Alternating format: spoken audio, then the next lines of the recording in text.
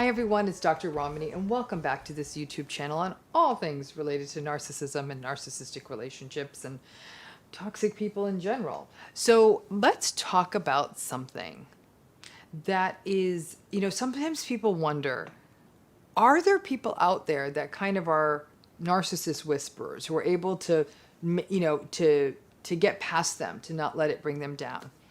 It's an interesting question, and I have another video that I made about, are some people immune to narcissists? That's a very different phenomenon than what I'm about to talk about, okay? I think some people out there are actually really, for a variety of reasons, not that affected by narcissists, and I get into all that in that video. I'm going to be talking about something very different here, which is what happens when a narcissist encounters an authentic person. Now that's where it gets really, really interesting.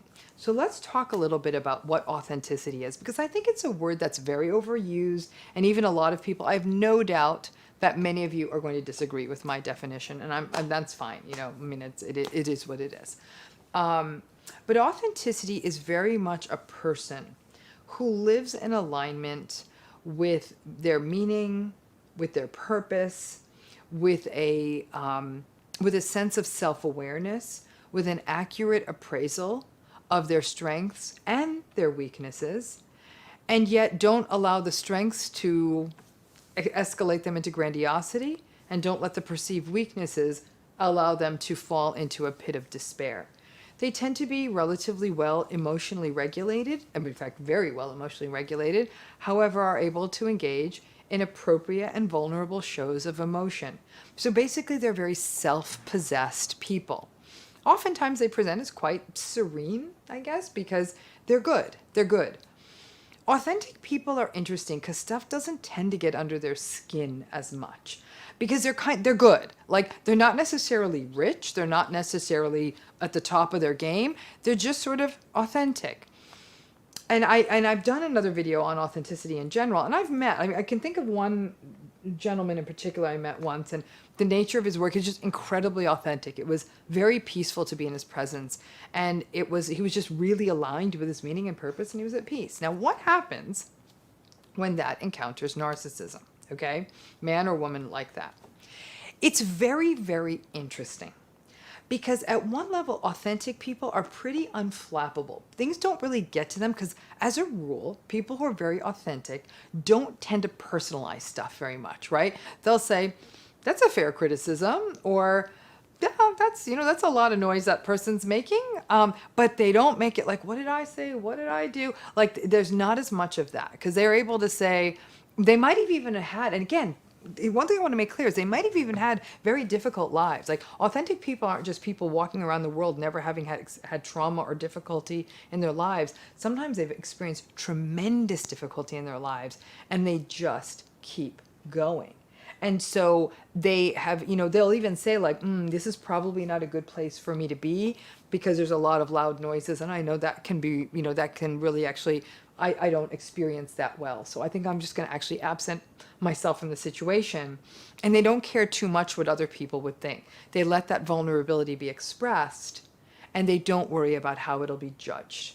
So again, that's what I mean by that very self-possessed sense. So when they encounter a narcissist, it gets really, really interesting, because not only does it not get under their skin, they kind of don't fall for it, right? So there's a wisdom there. And so what I've seen authentic people in the face of narcissistic people get very frustrated in the presence of authentic people because their usual tricks don't work as well. So the authentic person might say, oh, wow, that's a very nice car you have. Then they'll just kind of go back to, like, they won't let someone be interrupted. Like, so let's say they're having a conversation, and they're having a conversation with person A, and person C is narcissistic, and person C tries to interrupt and make it about their car. The authentic person won't say, shut up! They won't get rude.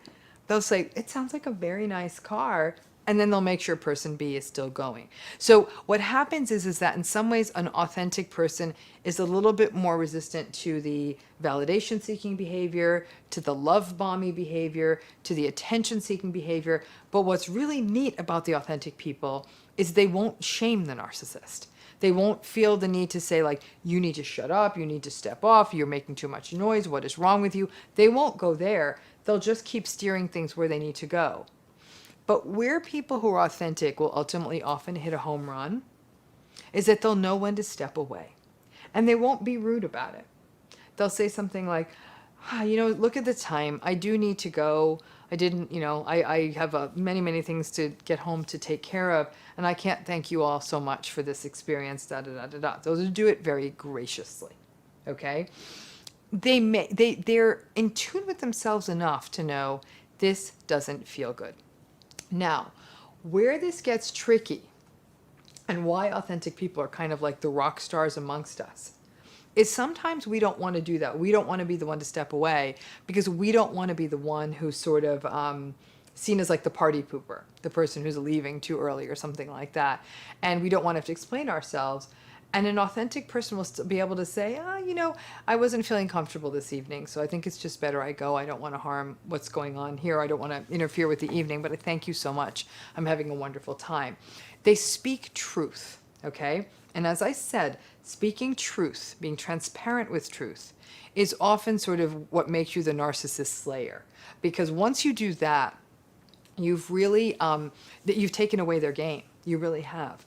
And authenticity, though, requires us to do a lot of work, right? We've got to care a lot less about what other people think and what other people say. We've got to be good with us, and that's what authentic people have. I got to tell you, most authentic people I have met have been older than like 55 or 60. They do tend to be a little older, and I think that maybe they've just done the hard yards of life, and they're coming out the other side and saying, okay, I got this. And like I said, many of them did not have easy lives. But there's a serenity. And they don't suffer fools, but they don't do it in a nasty, cruel way. Authentic people aren't always super gossipy. Like that, a little bit, but nothing, like they really are just sort of, it's not my fight, it's not my problem. But they won't actively enable. So the authentic person will probably leave the situation rather than continuing to listen to a narcissistic person foolishly holding court. It's a very, very, in a humanistic model, to be authentic is sort of to be at the top of the mountain, to have reached that sort of self-actualized point where you're living in congruence with who you are. I can say that there are people out there who are authentic, who actually have had narcissistic relationships. That's been part of their history. So it's not as though they've sort of blithely walked through life like the Dalai Lama, not being affected by anyone. It is that they've integrated those lessons, they've learned those lessons, they've done the work, and they started sort of pushing away these sorts of expectations that other people have. And a lot of times those expectations result in enabling narcissists. So that ability to feel solid enough in yourself, comfortable enough in yourself, to say, this may not be working for me, and then to gracefully step away, is the authentic person's, I guess, weapon, for lack of a better term, in terms of handling the narcissist. When a narcissist is with an authentic person, they'll often have a lot of bad things to say about them. What was wrong with that guy? What was wrong with that girl? I mean, my gosh, is snobby much or standoffish? What was their problem? They're not very social. Be very contemptuous, very dismissive. There's something unsettling when the narcissist encounters an authentic person. Those of you who are truth tellers will understand this better than anyone else, especially if you were a truth teller as a child. At some level, you were able to see right through to the inside of your narcissistic parent, and your narcissistic parent knew that, and they got really uncomfortable with you, which is why truth tellers often become scapegoated.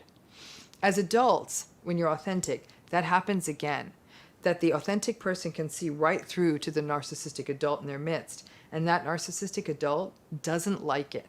They will often try to insult the authentic person, speak badly about them behind their back, make fun of them, mock them, and really try to avoid seeing them in the future. What's fascinating is while the narcissist will often waste lots of time trying to win other people over, right? Because they're so insecure and they need the supply. There's something about authentic people that almost scare narcissists, and you'll see that they probably won't try to win them over. I think what a lot of people forget is that narcissists go through They go through people looking for those who will be the best sources of supply before they hold on to them. So by the time they got to you, they probably tried it out with other people, and their tricks may or may not have worked. But they often don't try to pull the authentic person in, because there's a really unsettled feeling for the narcissistic individual who's in the face of that authentic person. So you might be thinking, well, then it sounds like the ultimate narcissist repellent might be to get really authentic. You damn well better believe it is. But that's easier said than done, isn't it?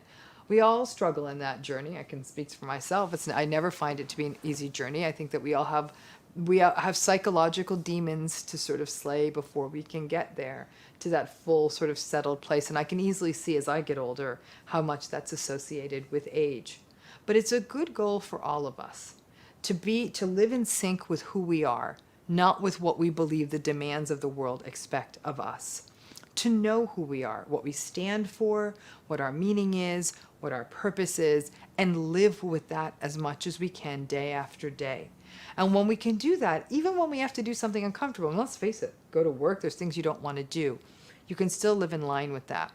The more authentic you become, the more resistant you will be to narcissists. And frankly, the more the narcissists, they're definitely going to have a few choice words for you and tell you to sort of take a hike. They'll definitely speak badly about you behind your back.